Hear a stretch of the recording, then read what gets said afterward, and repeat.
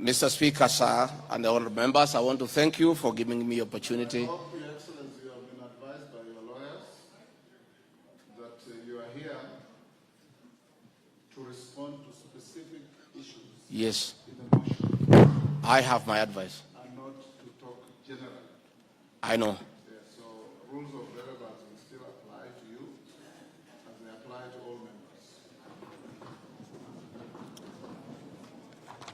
Mr. Speaker, the motion before this great House alleges that 2 years ago, since assuming office, I have acquired property and wealth whose estimated value of 5.2 billion shillings. A significant number of properties to which this sum of 5.2 billion is erroneously and maliciously attached belongs to my late brother, the late Honorable James Derito Gachagua, and as demonstrated by his will, a copy of which is attached. The fact as follows. Olive Garden, my response. The allegations that I own the Olive Garden Hotel is false. The truth is that Olive Garden Hotel used to belong to my deceased brother, the late Honorable James Derito Gachagua, and therefore has never been my property. This is information that most of you may be aware, as it is in public domain.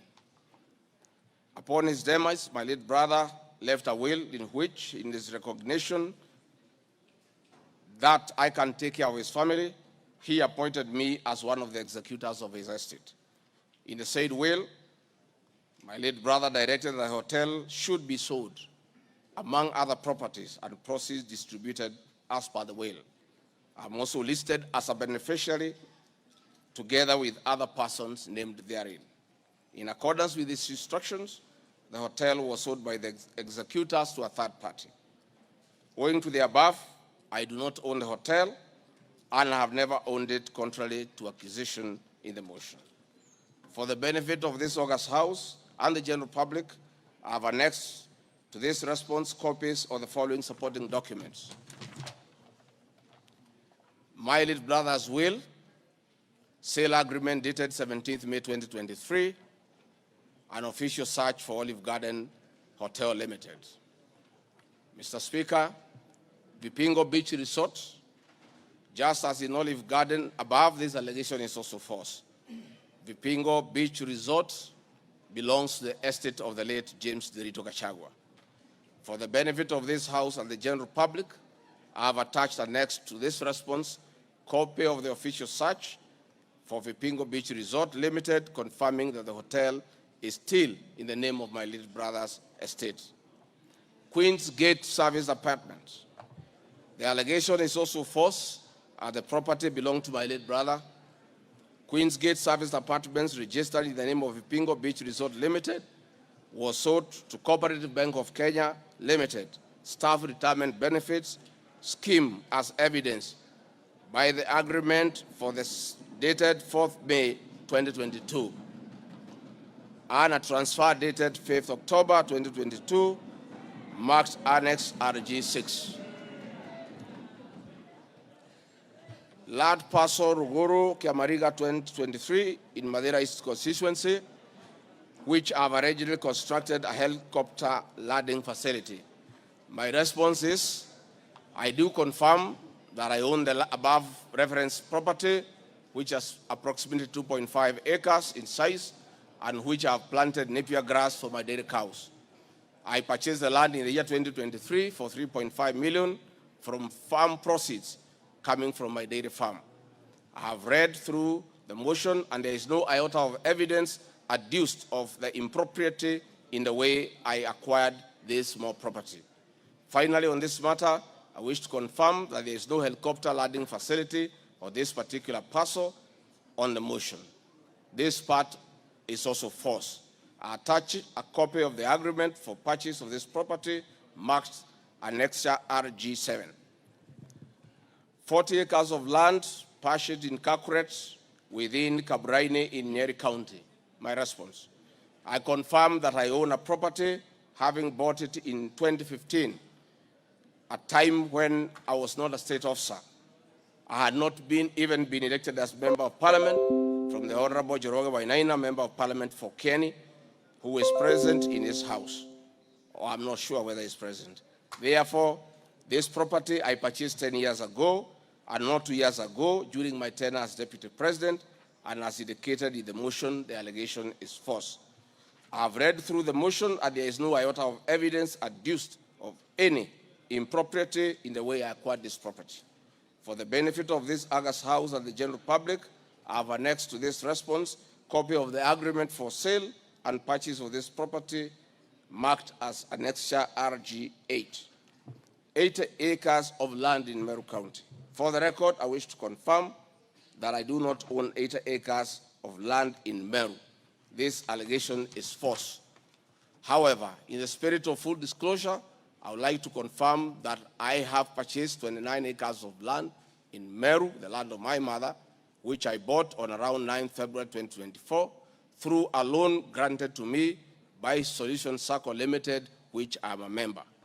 This said circle has a charge registered against the title, which it continues to hold as security until I fully repay the loan.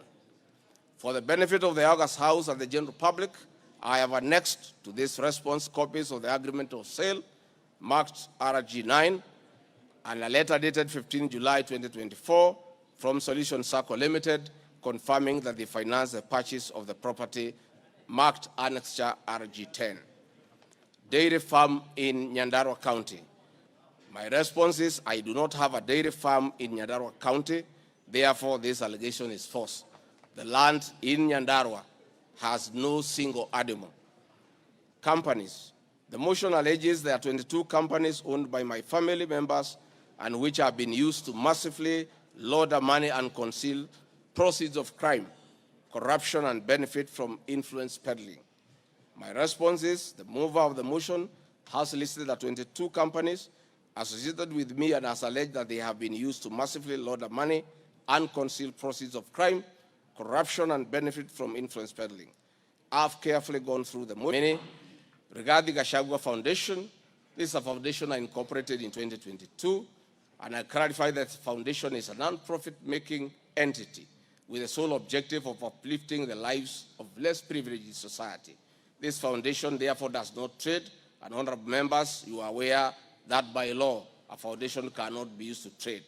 Since incorporation, the foundation has received a total of 12 million shillings, which has been utilized as per the schedule marked Annexure RG 11, which is paying school fees for children in Pwani University and other universities across the country.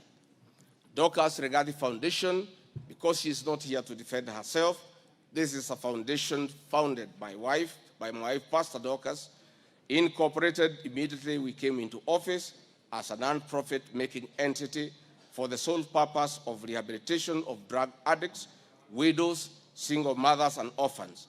A brief write-up of this foundation, together with its achievements, is annexed herewith as Annexure RG 12. It is in public domain that Pastor Dorcas have been around the country doing work of rehabilitating drug addicts and helping others who have challenges. There are many other companies that are here that I don't, because this is a house of record, I don't want to bother the members of parliament of going through all of them. I want to probably only talk about Wamunyoro Investments Limited, named after my village in Wamunyoro.